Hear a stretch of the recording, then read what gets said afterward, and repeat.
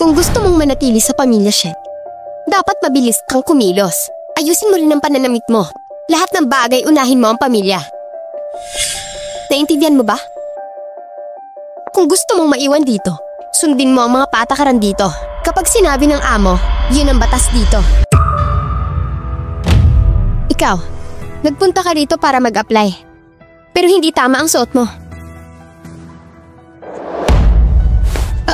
Bakit mo ako sinaktan?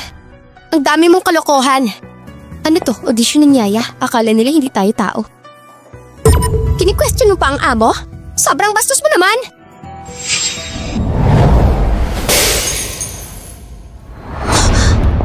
Tama ang sinabi mo. Bilang katulong, ang pinaka-importante, sundin ang mga patakaran. Kung hindi, parang isda lang yan. Pag nilabag mo ang patakaran, hintayin mo na ang kamatayan mo.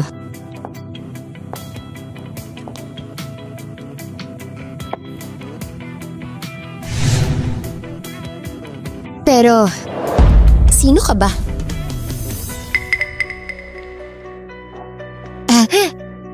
Ikaw siguro, ikaw yung anak ng pamilya Shen, di ba? Ako po si Mei, nag-a-apply po ako bilang katulong.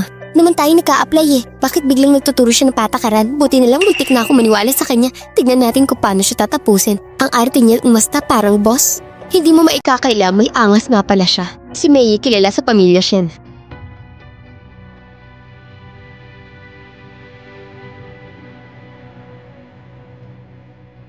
Si Mei, tama? Opo, ako po yan. Ayos. Mukhang ikaw lang dito ang marunong sumunod sa patakaran. Oo po. Pulutin mo yan.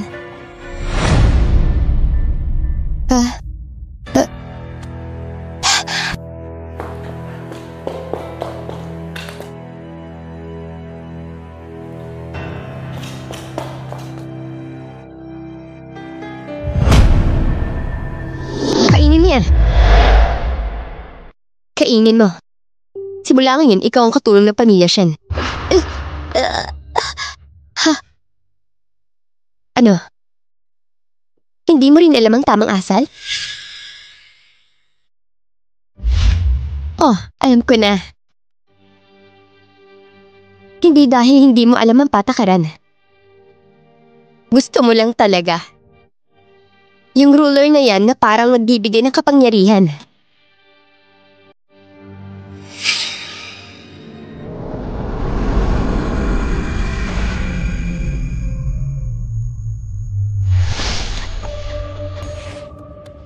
May, pakiusap May, pakidial ng ambulance. Yung mama ko hindi na talaga niya kaya. May, ganun ba? Parang ayos na ayos naman si Madam. Miss, nagsisinungaling ka na naman? Alam mo galit na galit si Madam sa sinungaling. Bakit hindi ka matututo?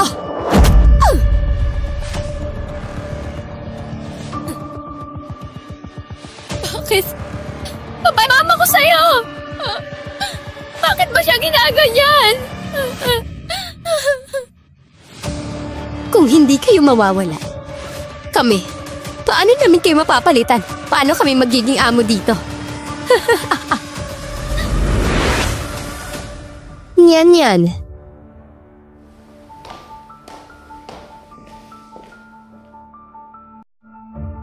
Anong ginagawa mo dito? Anong ginagawa mo dito? Ma, hindi ba ako mangingiling ng katulong? Mangingiling ng katulong? Bakit parang ang gulo? Tinuwan ko lang siya ng konting pagsubok. Kamusta naman? Okay naman po, kaso parang may matitigas ang ulo. Matigas ang ulo? E di palitan. Hindi niyo ba naririnig si Madam? Umalis na kayo!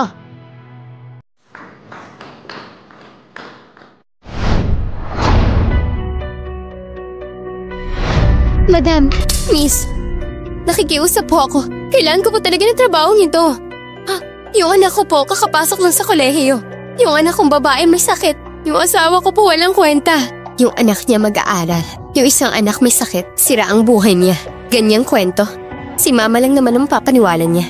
Mamaya pumunta ka sa Butler, kumuha ka ng pera para kahit paano may panggastos ka muna. Salamat po, Madam. Madam, ito po, yung perang yan. bawas yun na lang po sa sahod ko. Hindi sinabi ng mama ko na pwede ka manatili sa Shen family. Sige na nga. Lahat naman tayo parehong may pinagdadaanan. Sige na, manatili ka. Salamat po, madam. Gusto niya talagang magtrabaho dito sa Shen family. Huwag po kayo mag-alala. Kahit maliit na utang na loob, babayaran ko po ng buong puso. May, binigyan na kita ng pagkakataon. Pero sayang, pareho ka pa rin ng naging desisyon dati. Pero sa buhay na to, sisiguraduhin kong hindi kita bibiguin. Kaya humanda ka.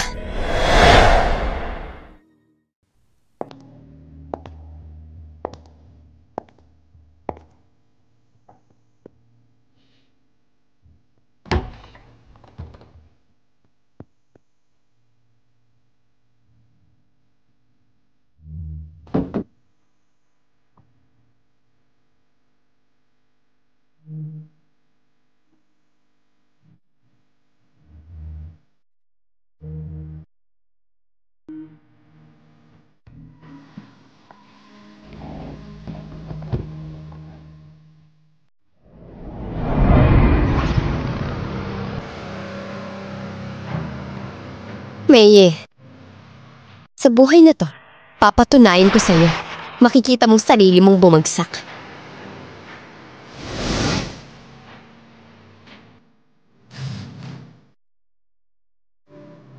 Susunod na ang malaking eksena mo. Malapit na. Galingan mo, huwag mo akong bibiguin. Sana hindi mo ako biguin.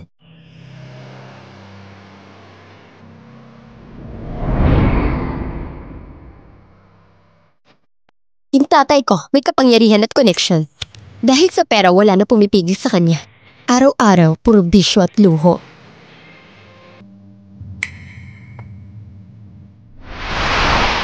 Dati, ikaw ang nag-umpisa sa magulang ko. Ginamit mo mga kahinaan nila para pag-awayin kami. Ngayon, ako naman ang magpaparusa sa'yo. Akala mo nakalimutan ko kayo? Huwag kayong mag-alala. Magkikita rin tayo agad-agad. Sa oras na yun, lahat ng ginawa niyo sa akin noon, babalik sa inyo ng doble, triple pa. Hindi lang doble. Mali, 10 beses pa. 10,000 beses ko babawiin. Miss, pinapatawag kayo ni Madam. Baba na raw po kayo.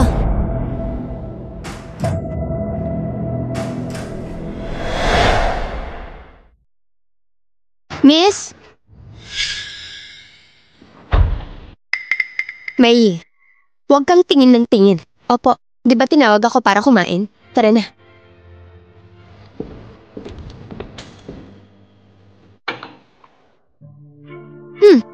Masarap ang sabaw ngayon ah. Nagpalit ka ba ng cook sa kusina? Hindi naman, si May yung nagluto ng sabaw. Kung hindi natin siya pinatuloy dati, di sana tayo makakatikim ng ganito. Nasa si May. Miss, pumunta po siya sa taas para linisin yung kwarto niyo. Huh? Yan. Doon ka pupunta.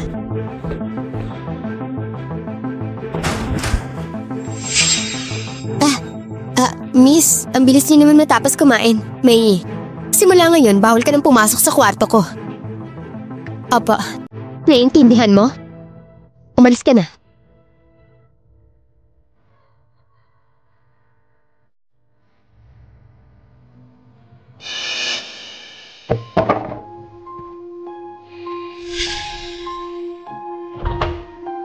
Ayaw mo akong papasukin? Sige, hindi ako papasok.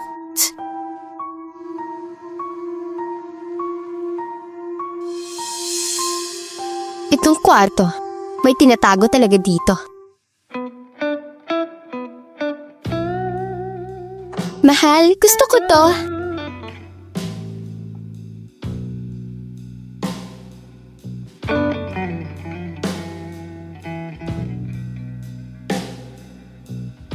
Baby, kung gusto mong kahit ano, sabihin mo lang sa akin.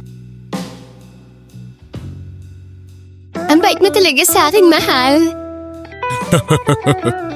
Juan, anong ginagawa mo dito? Han, anong ginagawa mo dito? Ako. Madam, Ganito po kasi, pasensya na po naging madaldal ako. Sinabi ko po kasi kay sir na nitong mga huling araw galing maglaro. Parang malungkot kayo. Kaya gusto ni sir na bigyan kayo ng regalo para sumaya kayo. Ganun ba? Siya, anong ginagawa niya dito?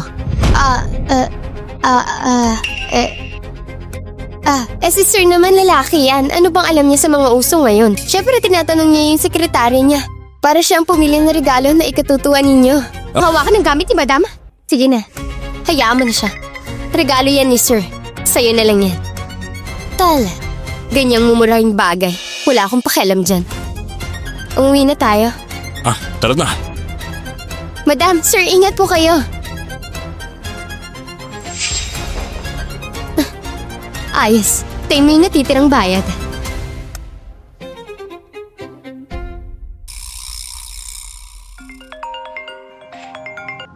Mission, nasa plano pa rin ang lahat. Nakuha ko.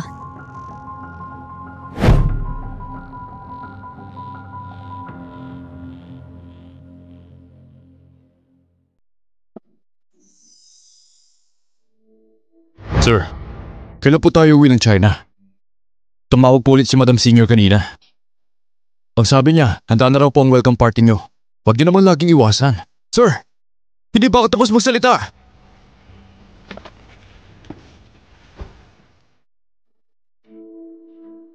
Saan ka pupunta? Uwi sa China. Uwi sa China? Madam. May, magandang ginawa mo ngayon. Itong bird's nest para sa'yo yan bilang reward. Nako, hindi po pwede to. Ma, gusto ko rin ng bird nest group. Bakit hindi mo ako binigyan? Ikaw talaga. Pag inalo kita dati, ayaw mo naman. Ngayon bigla ka nakipag-agawan. Siyempre naman. Kasi naman si Bulayan ang pabor ni Mama. Kaya kailangan ko yan. May, wala ka namang sama ng loob, diba? Hindi naman po ako magtatampo. Alam mo naman, madali kasi magsalita ang tao, pero mahirap tumupad. Huwag ka mag-alala, miss. Ako, papagkakatiwalaan mo ako. Pag nangako ako, tutuparin ko. Oo nga. Oo, sige na nga, mag-swear ka. Kapag gumawa ka ng traidor na bagay sa amo mo, di, tamaan ka sana ng kidlat. Oh, bakit? Takot ka? Yan, ka magbiro. May, nagjo-joke lang yan yan sa'yo. Opo. Ma, tapos na po ako kumain. Akyat na ako. Senshin yan. Tayin mo lang ako. Honey! Hindi ba dapat may lakad ka ngayon? Bakit ang aga mo? Umuwi lang ako para magpalit ng damit. Hon, huwag ka masyadong uminom ha. Umuwi ka agad. Oo naman. Ay, oo nga pala. Yung invitation sa dinner, nakuha mo na ba? Huwag mong kalimutan mag-prepare. Pa-official ka muna sa salon, ha? Ayoko mapahiya dahil sa'yo. Madam, May, nitong mga huli, mukha na ba ako matanda? Madam, sa mga misis dito, ikaw pa rin ang pinakaklase. Pero baka kasi nitong mga nakaraan, medyo kulang lang sa exercise kaya parang medyo tumatanda kayo tignan.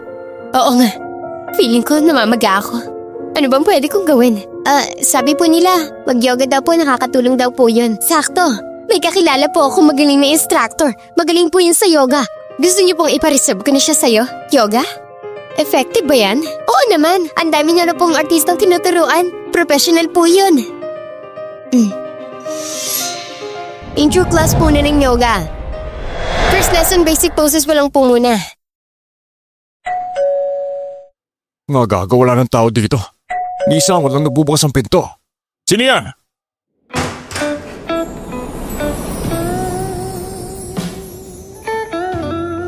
Hello, Mr. Shen. Ako po yung yoga instructor na magtuturo dito ngayon. Mr. Shen? Pasok po kayo.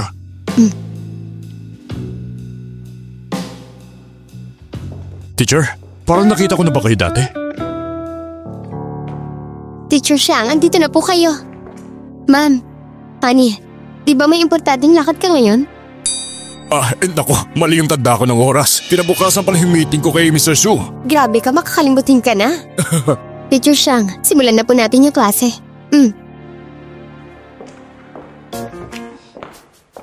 Han, dito muna ako ha. Wala naman akong lakad eh.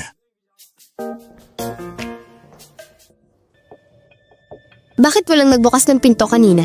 Pasensya na po ma'am. Si May po kasi nagutos kanina na tumulong kaming lahat mag-ayos ng garden. Kaya walang nakarinig ng doorbell. Tama ang hinala ko. Sir, ma'am, ito na po tayo natatapos ng lesson natin today. Sunod practice time na po.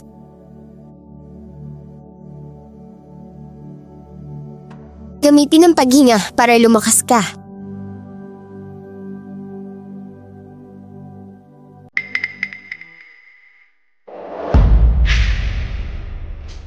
Mr. Shen, medyo matigas ang leeg niyo. Joseon, may paraan ba kayo para matulungan ako dito? Sige po, tutulungan ko po kayo mag-relax.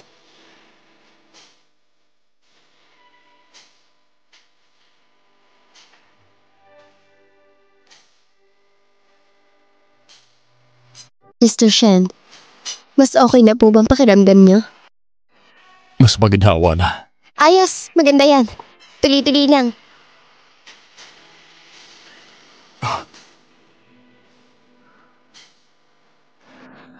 Relax lang ang balikat. Relax din ang pulso. Sige po, unat. Unat pa. Uunat. Unat. Iabot mo pa ng malayo. Tama yan, ituloy mo lang.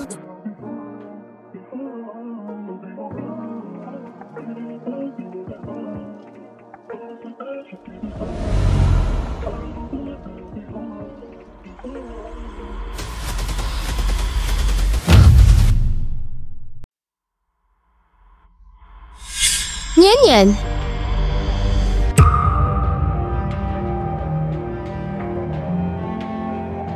Ma, Pa, ganito ba kayo mag-class? Bakit? Problema ba? Yan. Tigilan mo na yung salita mo. Wala naman akong sinasabing masama. Tingnan niyo ang dilim dito. Nakakaantok tuloy. Paano pa kayo matututo? Hindi mo alam. Para mas makapokus. Dapat ganyan ang ambience. Ma, kumusta pag-aaral mo? First time ko lang, kaya medyo awkward pa. Sakto yan, para mas madali kang matuto. Talagay ako ng CCTV dito sa classroom. Balikan mo lahat ng video para makita mo. Siguradong kita mo lahat ng galaw ni Teacher Shang. Walang lusot, malinaw na malinaw. Ano ka mo? Nagpa-install ka ng CCTV? Ginawa ko lang yan para sa inyo ni Mama. May mali ba akong ginawa? Maganda ang intensyon niyan yan. Para mas matandaan natin lahat ng step. Ano bang alam mo kasi? Ni wala ka man lang paalam na kinukulan mo na si Teacher Shang. Invasion of privacy yan. Tanggalin mo na yan. Tama si Papa. Teacher Shang, pwede po bang payag po ba kayo na maglagay ako ng CCTV sa loob ng bahay namin? Miss Shen, kung hindi kayo satisfied sa pagtuturo ko, pwede naman po akong umalis. Hindi naman kailangan ganito para lang mainsulto ako. Okay. Sige, umalis ka na. Sige. Umalis ka na. Tama na! Sinasabi ko sa'yo, hindi mo pwedeng diktahan ang bahay na to. Si Teacher Shang hindi lang mananatili. Pwede pa siyang tumira dito para mas convenient ang lessons namin ni Mama mo. Teacher Shang, gusto niyo bang dito tumira? Konting paalala lang. Ngayon pa lang pwede ka nang umalis. Di pa huli ang lahat. Miss Shen, hindi ko po alam kung anong nagawa ko. Ba't naiinis kayo sa akin? Shen Janine, alam mo ba kung anong pinakaayaw ko? Pinakaayaw ko sa'yo, laging parang ang tas-tas mong salita. Pinanganakan na panalo agad. Bakit mo ako inuhusgat kung gusto ko dumiskate? Hindi naman ako binigyan ng tignan sa mundong to. Matagal na akong lugmok sa ilalim. Katulad mo lang din naman ako. Hindi ako magpapatapak sa'yo kahit kailan!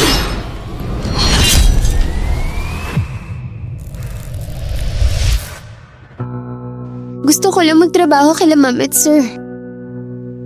Kahit anong sabihin ni Sir, susunod ako. Sayang, binigyan ka na ng chance. Hindi mo pa na-appreciate. Alisin mo ni CCTV. Naalala ko lang bigla. Sabi nung nag-install, bukas pa daw sila pwede. Ay naku, makakalimutin na talaga ako. Parehas na kami ni Papa. Pati date nakakalimutan na.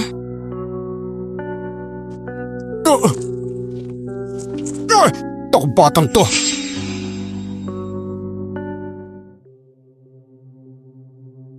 Ay, nakita mo kanina, di ba? To si Shen Jinin, hindi siya basta-basta. Don't worry, ma. Sosyal na anak lang naman yan. Anong ikakatakot natin dyan? Tama ka rin. Basta magawa natin ng paraan si Sheng Mingwan. Si Zinin mismo. Wala na siyang magagawa. Tuluyan na silang babagsak. Papasok sa buhay nila? Pero hindi lang yan ang gusto kong mangyari. Gusto ko buong pamilya Shen pailalim sa akin. Gagawin ko silang hagdan para umangat ako.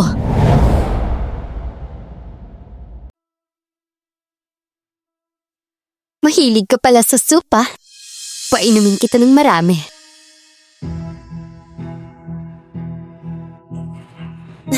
Mama, wala po si Miss Zinin sa kwarto. Ano ba ikaw hindi mo mabantayan? Ano bang silbi mo ha?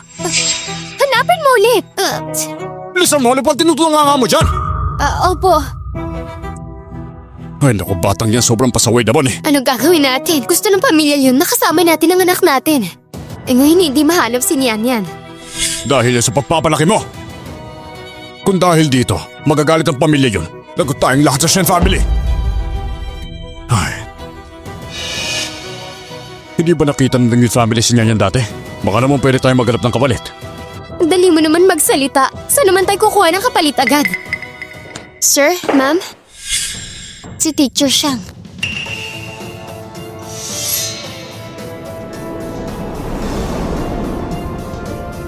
Si Teacher Shang. Pwedeng ikaw ang pumalit kay Nian para sa parting ito? Tulong mo na lang din sa Shen family. Ako po? Oo.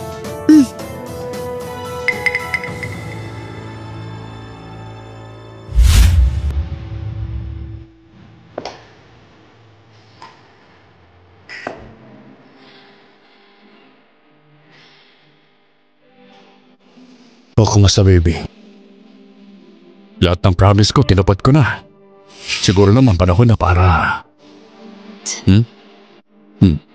Ano ba? Yan. Yeah.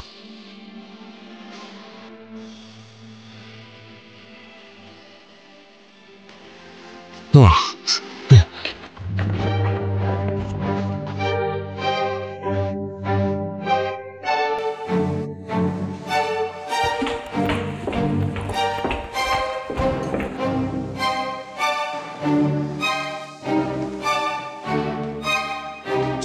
Ma'am, ready na ba si Shang Lian sa damit niya? Siguro malapit na. Silipin ko na nga. Ma'am, sandali. Hindi niyo na po kailangan pumasok. Ako na lang po titingin para sa'yo.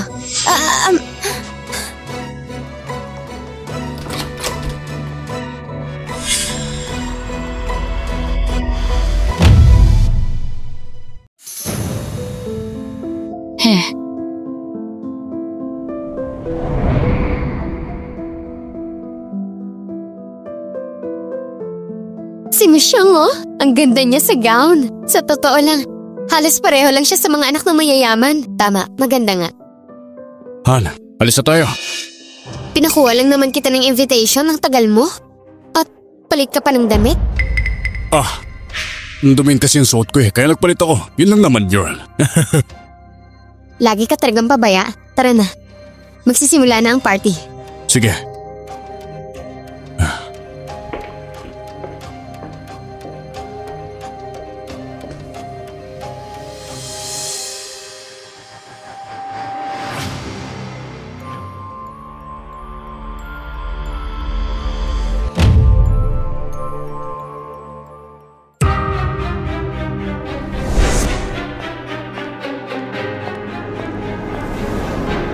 Ngayon, kukunin ko ng lahat para sa akin.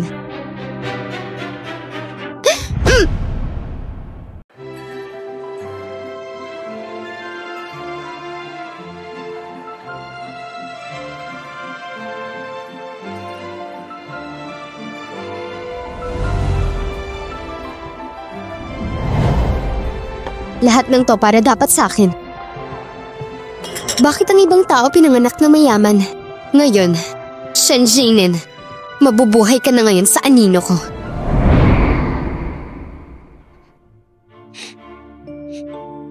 Shen Jinin. Ang dati mong katayuan, sa akin na ngayon. Hindi mo na maaagaw pa. Pos ka na. Talo ka na. Talo na ako. Wala na akong pag-asa. Tawa-tawa na lang ako ngayon. Ang katawan na to, sarili ko lang ang magliligtas sa akin. Kung pwede lang ulitin, payag akong lumusok sa putik, sa hirap, sa init, para ako mismo ang makabuo ng sarili kong pedestal. Kaya sa tingin ko ngayon, mag-invest tayo sa production line o healthcare stock, mas maganda. Mababa pa ang presyo. Perfect timing para bumili. Ang galing, magaling. Matagal ko na rin naririnig si Miss Shen. Bukod sa maganda, matalino pa. Ay wala po yan, maliit na bagay lang ito. Salamat sa tiwala, Mr. Xiao. Ready ako makipag-collab sa inyong lahat. Sige, deal tayo dyan. Pagkatapos ng party, ako nang bahala sa next gathering. Sige, deal. Talagang magaling si Mr. Xiao. Salamat ha, sobrang genius nyo. Wala nga naman.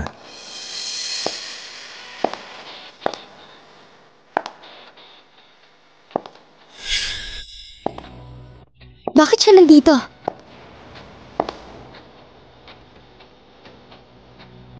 Michelle, anong nangyari? Michelle? Michelle, sino naman ito? Magkakilala kayo? Mukhang enjoy na enjoy ka dito ah. Kahit gaano pa ka-glamorous ang fake princess, hindi mo matatakpan ng tunay mong pagkatao.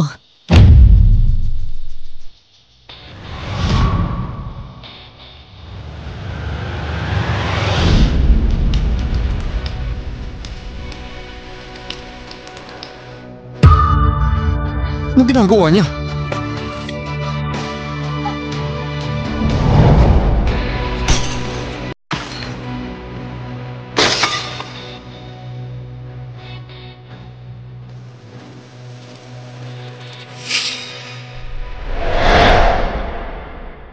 Sino ka ba? Yung bang tinurusay ng magulang mo?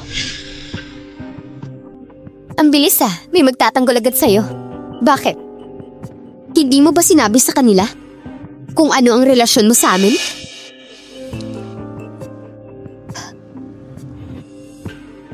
Ate? Ate? Ang kapal din ng mukha mo ah. Ate, paano mo naman nagawang sabihin sa akin yan? Ikaw na kasi ang sobrang extreme, kaya natatakot sila mom and dad na mawala ka sa party. Kaya kanila kinulong sa bahay, hindi ka pinalabas. Bakit mo sa akin ibinubunto ng galit mo? Miss Shen pala ito ha.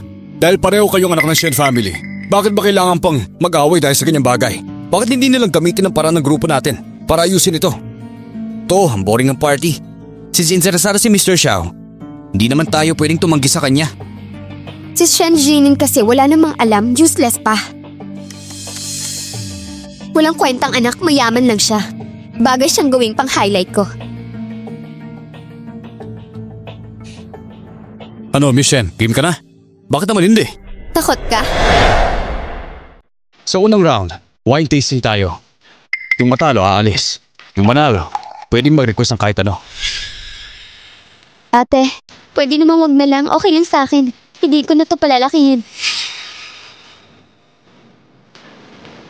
Michelle, baka naman natatakot ka lang. Paano mo naman nasabing natatakot ako? Kung hindi kailangan, ibigay na lang sa nangangailangan. Ikaw, taras talaga ng dila mo. Ka masyadong mayabang. Baka ikaw pang mapahamak. Mr. Xiao kasi hindi sanay sumama si ate sa ganitong events. Ngayon lang siya sasabak. Normal lang naman kung di marunong mag-wine tasting. Mr. Xiao, para lang sa akin. Huwag mo na siyang pahirapan. Pahirapan? Nung siyang nanakit sa'yo, hindi naman niya inisip na palampasin ka. Xiaolian, masyado ka mabait, kaya tuloy pinag-iinitan ka palagi. Hindi. Hindi ako inaapi ni ate. Siya lang talagang mainitin ng ulo. Naniniwala ako, balang araw, magkakasundo rin kami.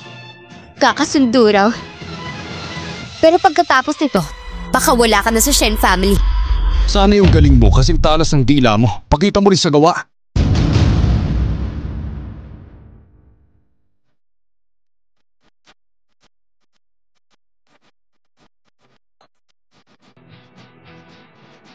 Itong wine ngayon, galing ito sa France. Pinaka-core ng Burgundy region. Harvested ito noong 1945. Kung tama ang hula ko, ito yung tinatawag nilang Mona Lisa ng winer Monica Conti? Oo, yun nga. Grabe, bitch yan. Ang galing mo talaga. Nagkataon lang. Nahulaan ko lang talaga. Michelle, ikaw naman.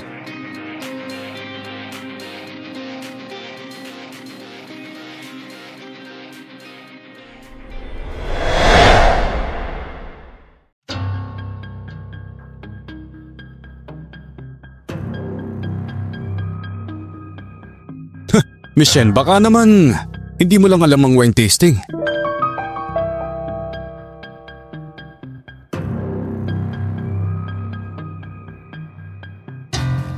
Mr. Yon, tulungan mo naman si Michelle. Pag muna, tingnan pa natin. Yan. Ikaw ba yung sumulat sa akin para umuwi ako? Alam mo na agad na may masamang balak sa'yo. At yung pagplano ng kidnapping kanina. Sino ba talaga sila?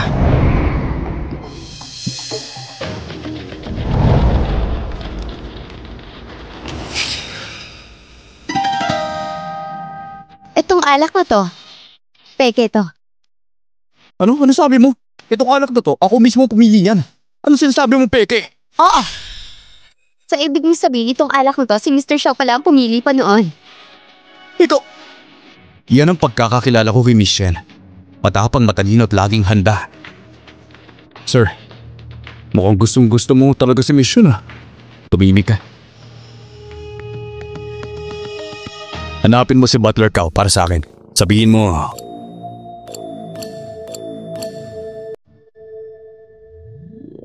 ang ibig ko sabihin, para sa game na to, pinapili ko yung wine steward ng best bottle. Tama, di ba? Tama po. Itong alak na to, pinapili talaga ni Mr. Shaw mula sa kanyang private collection. Pero random pick niya talaga.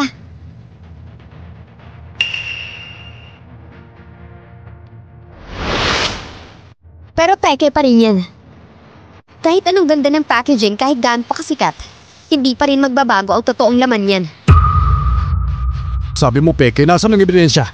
May pruweba ka ba? Oo, kaya kong patunayan.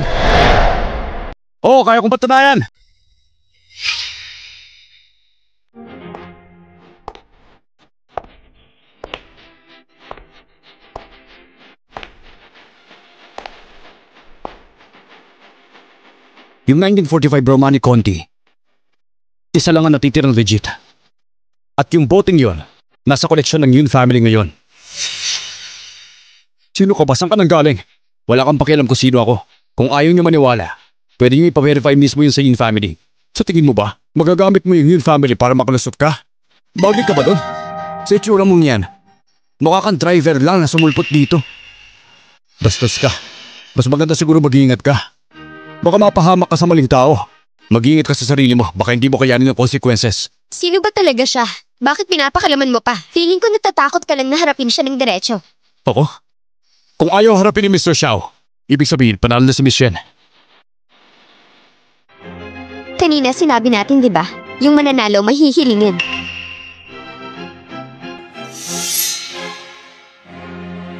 Ang hiling ko lang, bitawan mo na ang hindi sa'yo. Umalis ka na dito.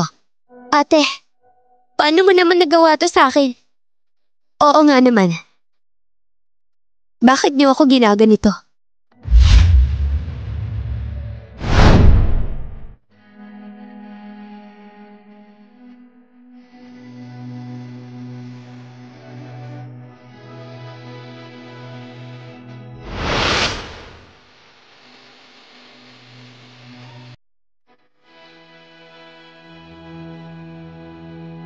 Miss Shen, hindi ka ba masyadong malapit?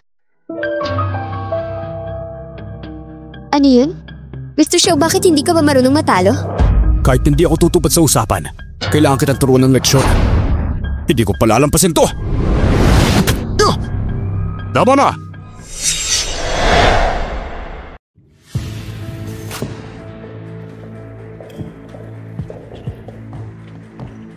Anong nangyayari dito? Yan. Bakit ka nandito? Bakit? Ayaw niyo ba akong makita dito? Yan. Usap tayo sa bahay na lang. Hindi ko lang alam kung ano bang nagawa ng anak ko. At ikaw pa mismo, Mr. Xiao, ang naginit ang ulo. Kung may mali si Nyan Yan, ako mismo magsasorry sa'yo. Pero kung wala naman… Uncle Shen, Auntie Shen, nagka-misunderstanding lang po ito. Misunderstanding? Gusto kong marinig. Ano bang talaga nangyari? Pa! Ma! Promise misunderstanding lang talaga. Natuwa lang ako nung makita ko si ate. Gusto ko lang batiin siya. Hindi ko in-expect na tapunan niya ako ng alak. Natalsikan lang ako, nakita yun ni Mr. Xiao. Akala niya inaapi ako ni ate. Kaya ayun, nagkagulo sila ni ate. Pero alam ko naman na hindi sinasadya ni ate. Kasalanan ko rin kasi sobrang pabigla-bigla ako. Sorry ate. Ate. Alisin mo nga yung madumi mong kamay. Hindi mo ako kapatid. Tama na yan. Kung misunderstanding lang ito, tapos na dapat ang issue. Pero, Nyan, kasalanan mo pa rin ito. Mag-sorry ka kay Mr. Xiao. Pa, ma, bakit lahat ng sabihin niya pinaniniwalaan niyo agad? Ako pa ba talaga ang anak ninyo? Uncle Shen, hindi ko intensyon na mag-away kayo ng anak mo, pero si Miss Shen talaga. Pagdating pa lang dito ang yabang na, minamalit niya kami dito. Hindi niya pinapansin ang bigat yung pamilya ng Jiang Sheng. Kundi dahil kay Xiao Lian, matagal ko nang pinalampas to. Pero kung ako lang, hindi ko palalampasin yan. Kung palalakihin pa to, baka mabukingan tungkol kay Xiao Lian na pinalit kay Nyan Yan sa party ng mga yun. Kapag nalaman yun ng din family, tayong kawawa dito, delikado talaga. Shenzhen yan. Ngayon din, mag-sorry ka kay Mr. Xiao. Gawin mo na ngayon. Ate, sige na. Kahit sabihin natin ako na ang may mali. Isipin mo na lang sina mama at papa. Uwi na lang tayo. Basta mag-sorry ka muna kay Mr. Xiao. Yun na lang gawin mo. Uncle Shen, huwag na lang po sanang pagawa yun. Si Mr. Xiao naman talaga ang unang naginit kay Miss Shen. Kaya lang napilitang sumagot si Miss Shen. Kaya siya na nagdepensa ng sarili niya.